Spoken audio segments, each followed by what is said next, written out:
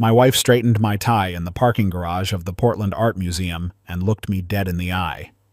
"Leland," she said, "I need you to understand something before we go in there. Tonight is important. This is not the time for your stories about field work in Sudan or whatever you feel like bringing up at dinner. Just smile, hold your drink, and let me handle everything." I looked at her. Cordelia, 47 years old, dressed in a gown that cost more than my first car, her dark hair pinned up so perfectly it looked painted on. She was so beautiful it almost hurt, and she was looking at me like I was a problem she hadn't finished solving. "Stay in the back," she added, almost as an afterthought. "Don't embarrass me." Then she smoothed her lipstick in the reflection of a parked Mercedes, clicked her heels toward the elevator, and left me standing there in a borrowed tuxedo, holding a parking ticket I didn't know what to do with. That was October 11th, 7 months ago. And what happened inside that building, what happened when the guest of honor finally arrived, didn't just change my marriage. It changed everything I thought I knew about who I was. My name is Leland Ashworth. I'm 56 years old. I spent 22 years working in international humanitarian aid, mostly East Africa and Southeast Asia, before a torn Achilles and a bad case of burnout brought me back to Portland for good. Now I consult part-time for a nonprofit in the Pearl District and spend most mornings drinking coffee on my back porch, watching the Willamette River and pretending I've made peace with stillness. Cordelia and I have been married for 14 years. We met at a fundraiser, appropriately enough. She was the events director for a mid-sized wealth management firm called Hargrove Capital, and I was the keynote speaker, half jet-lagged, and wearing a shirt I'd bought in a Nairobi airport.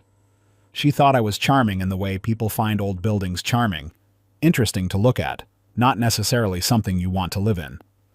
We got married anyway. For a long time, it worked. She was organized, driven, connected. I was worldly, low maintenance, and willing to show up wherever she needed me. We didn't always understand each other, but we fit. Then she got promoted to Senior Partner Relations Director, and things shifted. The new job meant a different social orbit: corporate galas, black tie fundraisers, client dinners at places where the menu has no prices. Cordelia moved through these events like she'd been born for them. I moved through them like a man walking through a fog, nodding at the right moments, forgetting names 30 seconds after hearing them. She started correcting me in public. Small things at first. "Leland means the other nonprofit, not that one. Leland, let's not get into the politics of it tonight."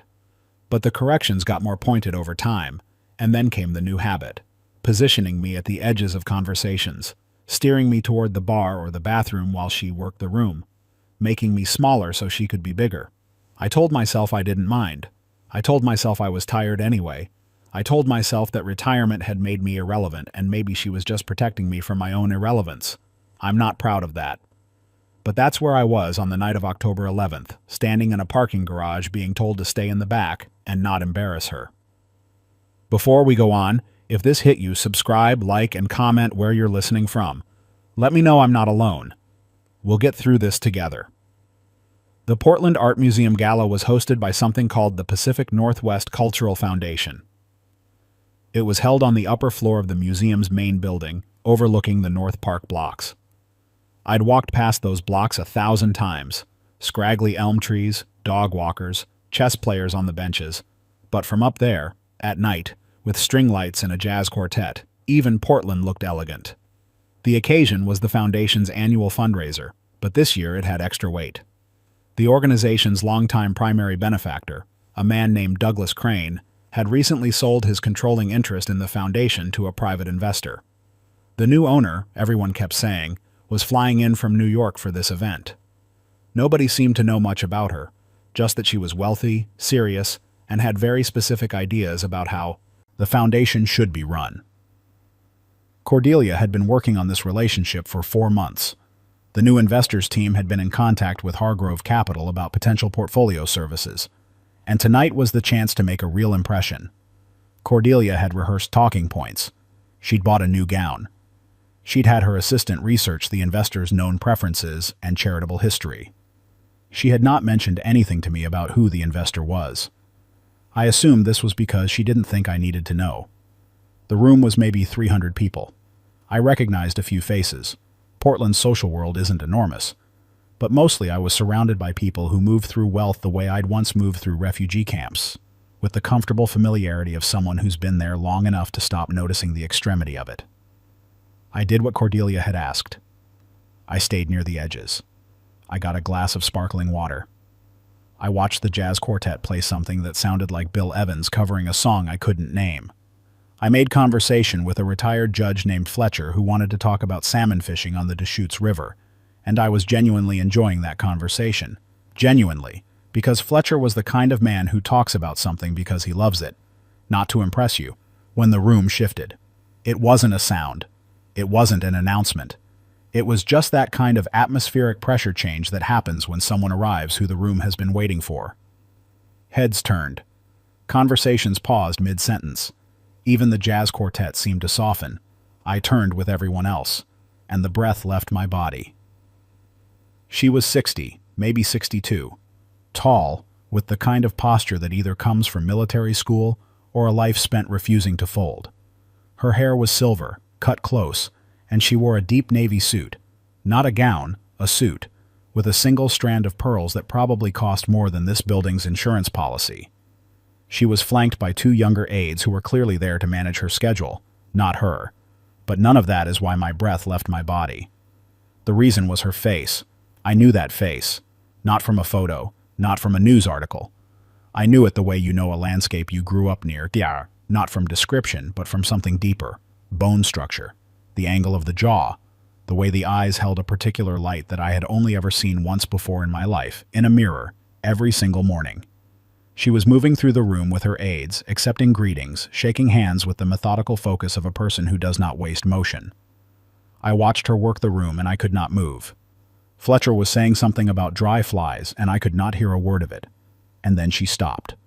She was 30 feet away, in the middle of a handshake with the foundation's executive director, and she just stopped, mid-movement, and turned, and looked directly at me. I don't know how long we stood there. It might have been 3 seconds. It felt like standing on the edge of something very high.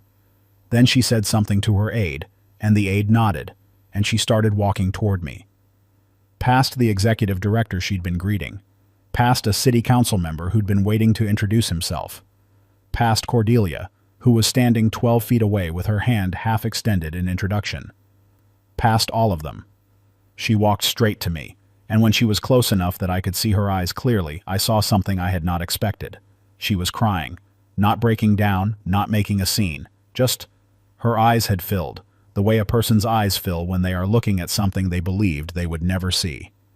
She said, in a voice barely above a whisper, "I've been looking for you for 28 years. Behind her, somewhere in the room, I heard the sound of glass hitting a marble floor. I turned. Cordelia was standing very still, staring at us, her champagne glass in pieces at her feet. Her name was Nadia Whitmore. That was the name she'd taken after her second marriage. But she was born Nadia Reyes in Portland, Oregon in 1964. She'd grown up in the St. John's neighborhood, daughter of a Puerto Rican father and an Irish-American mother who'd met at a diner on North Lombard Street and spent 20 years making something out of very little. I didn't learn any of this at the gala. That night, all I knew was, that she was standing in front of me, her composure partially recovered, and she was saying, "You look exactly like him. Exactly. It's like looking at a photograph that decided to walk." "Like who?" I managed. "My brother," she said. "My half-brother. His name was Raymond." And then the aide appeared at her shoulder quietly and said, "Ms. Whitmore, the foundation director is—" "I know," she said, not looking away from me. 5 minutes. Then to me, "Will you still be here in an hour, when the speeches are done?"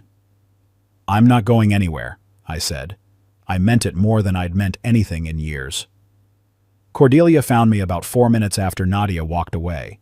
She was moving with that precise, controlled energy she gets when she is furious, but has decided to manage it until she can get somewhere private. She stopped in front of me, glanced once in Nadia's direction, then back at me. "What was that?"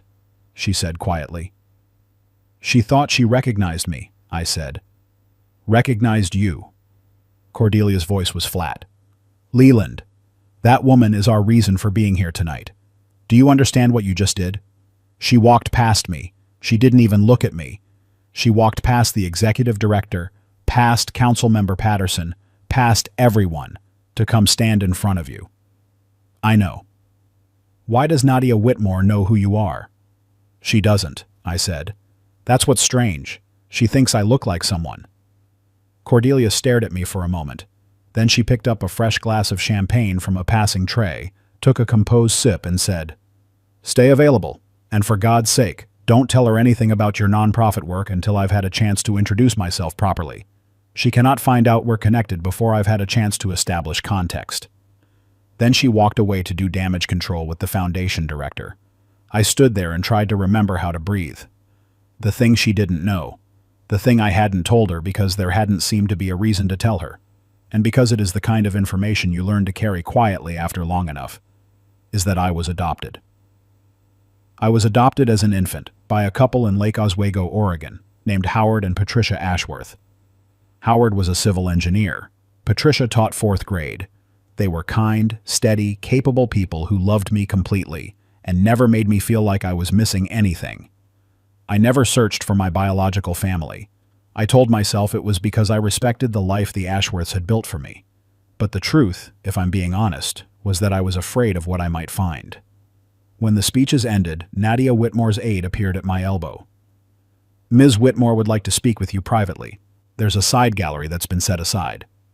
I followed him through a pair of glass doors, down a short hall past a collection of Pacific Northwest landscape photography, into a small gallery that had been temporarily cleared of its usual crowds. 2 chairs had been placed near the window. Nadia was already seated in one. She had a glass of water.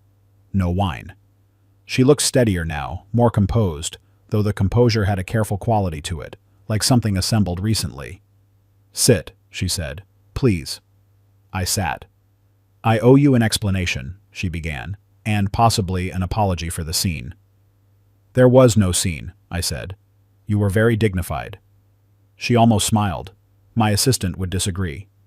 She set down her water glass and looked at me directly. "You know you're adopted." It wasn't a question. "Yes," I said. "Do you know anything about your biological family?" "Nothing. The adoption was closed. I never tried to open it." She nodded slowly, like she'd expected that. "My father's name was Gabriel Reyes. He was born in Ponce, Puerto Rico, and came to Portland in 1958 when he was 19 years old. He worked construction most of his life. He was not a faithful man." She said that last part plainly, without apology. "He had 3 children with my mother, and we believed for most of our lives that those were all of his children. But when he died, that was 1994, we found letters, and documents, and a name."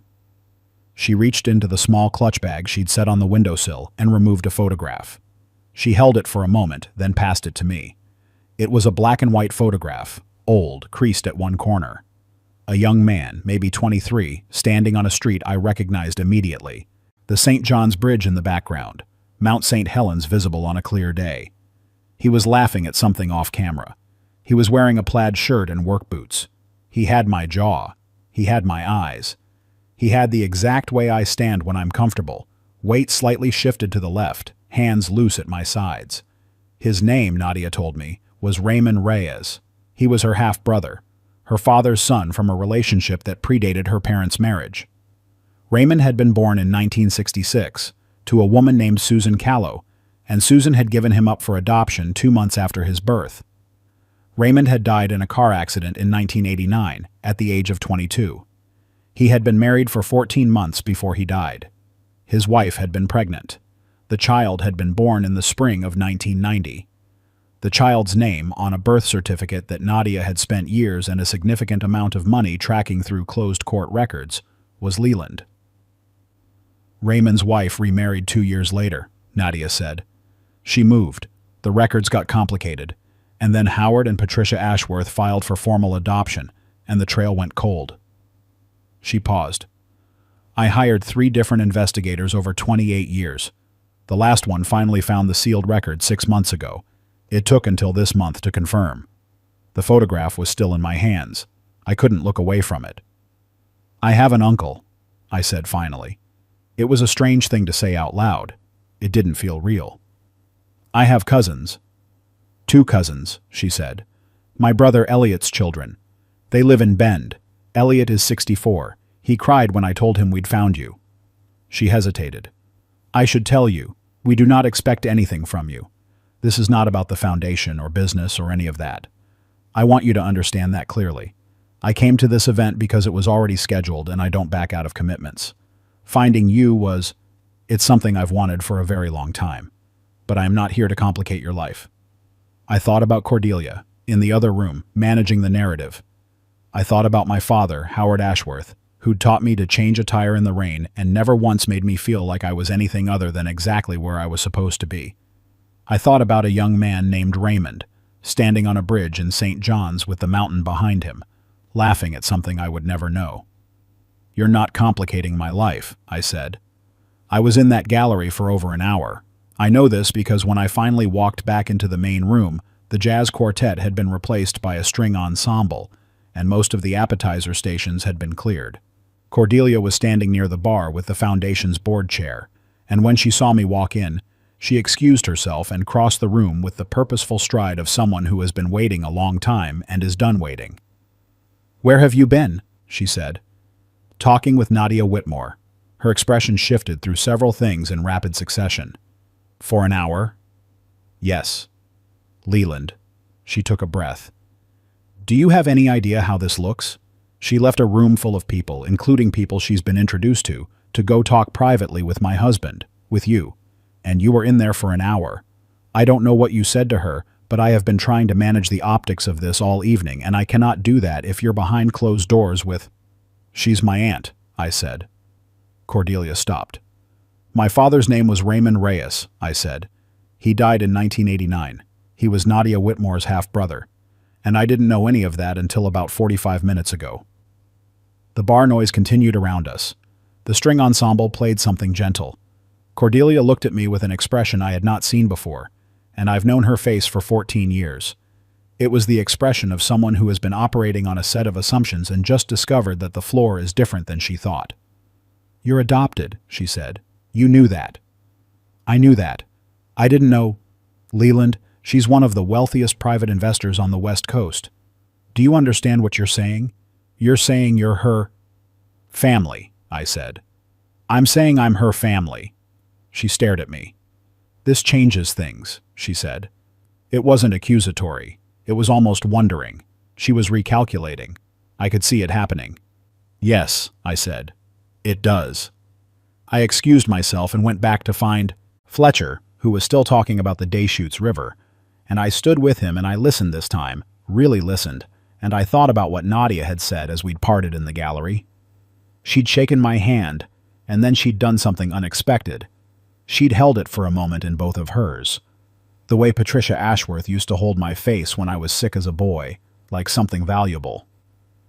Your father would have been proud, she'd said. Everything I've learned about what you've done in your work, the years you spent overseas. He would have understood that. Raymond had that in him too, the need to be somewhere that mattered. I had not been able to say anything to that. I'd just nodded. But standing there listening to Fletcher describe the sound of the river in late September, I thought about it again, and something that had been tightly wound inside my chest for a very long time started, just slightly, to loosen. The weeks after the gala were among the strangest of my life. Nadia sent a formal letter through her attorney first. She was meticulous like that, wanted everything documented, wanted me to have time and information before I had to respond to anything. The letter outlined what she knew about Raymond, about his relationship with my mother Susan, about the family's search. It included copies of documents. It included a photograph of Raymond's grave in Multnomah Park Cemetery, which is 12 minutes from my house, a place I've driven past 100 times. I drove there the following Saturday morning. I stood in the rain. It was Portland. It was October. Of course it was raining. In front of a modest granite headstone that read, Raymond Gabriel Reyes, 1966 to 1989, beloved son and husband. There were no flowers. There was no one else around. I stood there for a long time. I don't know what I expected to feel. Some kind of resolution, maybe. Some sense of connection. What I actually felt was simpler and stranger. I felt like I had finally confirmed something that I had always suspected but never been able to name. That there was a story I'd come from. That someone had existed who was part of why I existed. That I was not, as it sometimes felt in my low moments, something that had simply appeared from nowhere. I had a father. He'd been 23 years old and he'd died too young and he'd never known I was born. But he'd existed. He'd stood on the St. John's Bridge and laughed at something I would never know, and he'd passed something through the blood. Some restlessness, some need to be where things mattered, down to a son he never got to meet. It felt, standing in that rain, like being welcomed home by someone who'd been waiting a long time. I had coffee with Elliot Reyes 3 weeks later. He drove up from Bend and we met at a place on Burnside called Coava, which has 40-foot ceilings and the best single-origin Ethiopian I've ever had, and we sat there for 3 hours while Portland went about its business outside the windows. Elliot is a big man with gray at his temples and laugh lines so deep they're practically topographic. He looked at me from across the table for the first 5 minutes without saying anything, and then he said, "You've got his hands." "Raymond's?" "Yeah, long fingers. He used to be terrible at construction work because he kept worrying about his hands." He laughed. It was a warm laugh, easy and uncomplicated. Drove our dad crazy. Raymond could have gone into it. The money was good, but he wasn't built for it. He wanted to teach, I think. High school history, something like that. He was always reading. We talked about Raymond. We talked about Nadia. Elliot described her with obvious admiration and a brother's tolerant exasperation, a combination I recognized as love. We talked about his kids, Petra and Cole, who were in their late 20s and apparently both heard about me and immediately demanded to know when they could come to Portland. And at some point, Elliot asked gently about my marriage. I didn't answer right away. "It's complicated," I said. He nodded like he understood that meant more than complicated. Cordelia and I had not been fighting, exactly. Fighting would have required a certain directness that we'd been avoiding. What we had been doing was something quieter and more damaging, circling each other carefully in our own house, speaking in complete sentences that communicated nothing, managing the surfaces of our life together while the thing underneath went unaddressed. The Gala had cracked something open. Not because of Nadia, not really. The Nadia thing was new information layered on top of an older problem. The crack had been there for a while, I just hadn't been willing to look directly at it. But after standing in the rain at Raymond's grave, after 3 hours with Elliot at Coava, after seeing my own hands described as something inherited, I found I was less willing to pretend. One evening in November, I made dinner. Nothing elaborate, pasta, a salad, a bottle of Oregon Pinot that we'd been saving for a reason that never materialized. When Cordelia came in from work, I already had everything on the table, and I asked her to sit down. She looked at the dinner, then at me. She set down her bag. "What is this?" she asked. "Dinner," I said, "and a conversation I should have started a year ago." She sat. We ate for a few minutes in silence that was thoughtful rather than hostile, and then I talked. Not about Nadia, not about the Gala, about us, about the moment in the parking garage when she'd told me to stay in the back and not embarrass her, about the slow accumulation of smaller moments like it, about the fact that I had spent 3 years making myself smaller, and I wasn't sure anymore whether I'd done it to protect her or to avoid the discomfort of admitting that something was wrong. Cordelia is not a woman who cries easily. She sat across from me with her wine glass in her hand and she listened, really listened, without interrupting, and when I was done she was quiet for a long time. "I didn't know I was doing it," she said finally. "Or, I think I knew, and I told myself it was for your benefit, that you found those events uncomfortable, that you'd rather be at the edge of the room. But I think..." She stopped, restarted. "I think I wanted you manageable, and that's not a kind thing to want from a husband." "No," I agreed. "It's not." "I'm not going to pretend I wasn't also thinking about the business implications," she said, and I respected her for that. Cordelia is honest when she decides to be. But that's not all of it. I've been scared, Leland. You came back from all of those years overseas, and you know what you are? You're the most capable person I've ever been with. You've pulled people out of camps. You've negotiated in 3 languages with people who had guns. And then you came back here and you let me treat you like furniture. And I didn't understand why. It made me love you less, which I know is backwards. But it did. That one landed somewhere uncomfortable. I was tired, I said. I came home because I was tired and I wanted someone to manage me for a while. I think I handed you the reins and then resented you for taking them. We're a mess, she said. We're a mess, I agreed. She refilled both our wine glasses. I'd like to meet Nadia, she said. If that's appropriate, if she'd be willing. She would, I said. She's already asked about you. Cordelia looked at me for a moment. What did you tell her? I told her you were complicated, I said, and that I was too. I'm not going to tell you that everything resolved cleanly. Real things don't resolve cleanly. What I can tell you is this. Nadia Whitmore came to Portland again in December, this time without her aides, and the three of us had dinner at a restaurant called Ox on Northeast MLK, which does Argentine wood-fired cooking and keeps things warm and loud enough that a complicated evening feels manageable. Nadia and Cordelia were careful with each other at first, two very precise women taking the measure of a situation. But somewhere around the second glass of wine, Nadia told a story about Raymond that made me laugh so hard I nearly knocked over the bread basket, and Cordelia's expression, watching me laugh like that, did something I'd been hoping to see again for a long time. It thawed. Petra and Cole drove up in January. We went to Powell's Books, because if you're family now and you live in Portland, you go to Powell's Books, that's just the requirement. And we spent 2 hours wandering separate floors and meeting at the coffee shop in the middle. Petra is getting her PhD in environmental science at University of Oregon. Cole runs a craft distillery in Bend and has opinions about local grain that make his father roll his eyes with the particular exhaustion of a man who has heard these opinions many times. They are both warm, smart, and occasionally argumentative in the way that people are when they've grown up in a family where that was allowed. They feel already like people I've known for longer than I have. Elliot and I have started a habit of calling on Sunday mornings. He's teaching me about fishing on the Deschutes. I'm trying to teach him anything at all about technology, which he describes as fighting a war with a hammer, and which I find very funny. Nadia and I email. She's not a phone person, but she's a thorough, thoughtful writer, and her emails are long and specific and sometimes include photographs.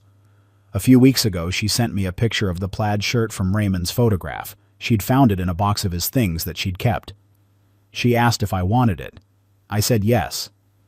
It arrived in a padded envelope folded carefully in tissue paper. It fits. Barely, because Raymond was a little leaner than I am, but it fits. I wore it to Coava the next morning, sitting at the same table where I'd had coffee with Elliot, and I drank my Ethiopian single origin and watched Portland go about its business, and thought about the particular shape of what I'd been given. Not a resurrection, not a do-over. Raymond is not coming back. 28 years is still 28 years of not knowing. There's no undoing that. But there is this. A woman in a navy suit who walked across a room full of important people to stand in front of a man she didn't know, because she recognized in his face someone she'd been missing for most of her life. There's a photograph of a young man on a bridge, laughing. There's a plaid shirt that still smells faintly of cedar storage and old paper. There's a table at a restaurant in Northeast Portland where three people who had every reason to be awkward with each other found something to laugh about instead. And there's Cordelia, who is not fixed. We are not fixed. We are two people doing the slow, imperfect work of choosing each other on purpose, but who stopped last week in the middle of the kitchen and said, I was wrong to say what I said in the parking garage. I've been wrong about a lot of things, and I'm going to try to be less wrong. It wasn't poetry, but it was real. And standing there in my own kitchen in Portland, Oregon, in the late afternoon light, I thought, this is what I came home for. Not the stillness, not the rest. This, the real things. The difficult, necessary, actual things. Sometimes you don't go looking for your story. Sometimes your story finds you in a museum, in the middle of a room full of people, wearing a borrowed tuxedo. Sometimes what saves you has been flowing somewhere in the world all along, in the blood of a half-brother who never knew you existed, in the decisions of a woman who never gave up looking, just waiting for the right, desperate, grace-filled evening to find you. My name is Leland Ashworth. I'm the son of Raymond Reyes, who existed and mattered and left something of himself behind, even though he didn't know it. I'm the nephew of Nadia Whitmore, who is exactly as formidable as you'd expect, And also, if you get her talking about her father, surprisingly tender. I'm the cousin of Petra and Cole, who are too smart for their own good, and I mean that as the highest compliment. And I am still the husband of Cordelia. Complicated, precise, occasionally infuriating Cordelia, who is in the other room right now on the phone, laughing at something I can't hear. It's a good laugh, the real one. I don't hear it as much as I used to, and I'm working to change that. That's the story. That's all of it. You know what stays with me about this story? Leland spent years making himself smaller for someone who should have been making him feel 10 feet tall. And the moment he stopped, the moment he just stood there and let the truth find him, everything changed. Here's what I think. The people who are meant to find you will find you. But you have to stop hiding first. Stop apologizing for taking up space. Stop letting someone else decide where you stand in the room. Because somewhere out there might be someone who's been looking for exactly you for 28 years. And you don't want to be too far in the back for them to see your